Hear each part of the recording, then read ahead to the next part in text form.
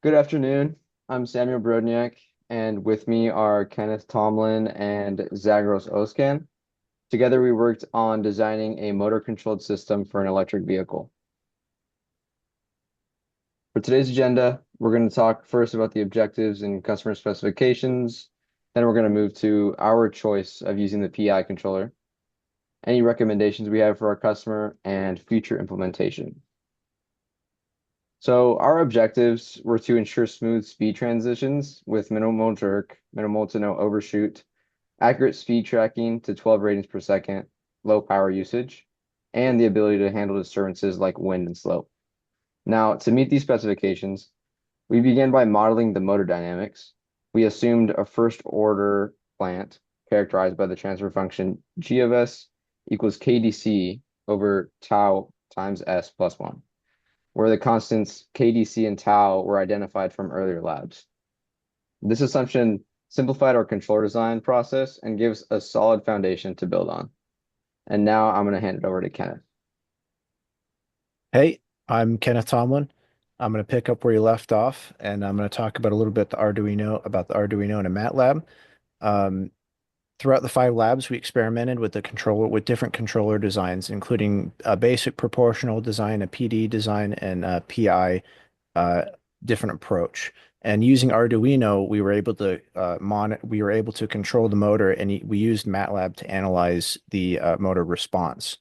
So after evaluating the performance under these various conditions, we ended up choosing a proportional integral controller. It provided the best match for the customer's needs by offering fast response times, zero steady state error, minimal overshoot, and low voltage input requirements.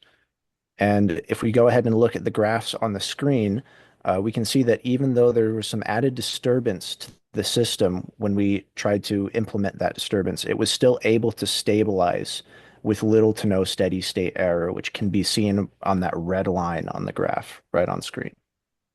And I'm going to hand it over to Mr. Zagros now. Thank you, Kenneth. This is Zagros. Throughout the design process, we uh, made some trade-offs. While the PD controller offered faster responses, it also introduced overshoot and was more sensitive to noise. PID controllers were effective too, but they were unnecessarily complex for this application. And by contrast, the PI controller struck a balance between simplicity, performance, and reliability.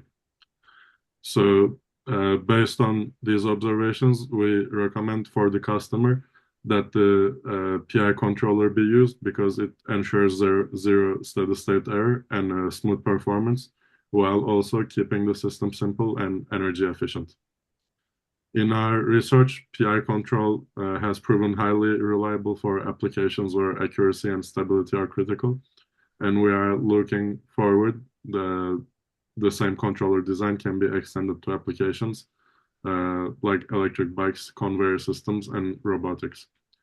We also see future opportunities to implement adaptive control techniques or allow users to tune controller settings remotely via Bluetooth apps, giving even greater flexibility and user friendliness.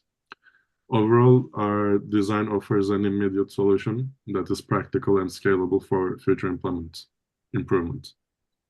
I'd like to thank everybody for listening, and that will be the end of our presentation. Thank you.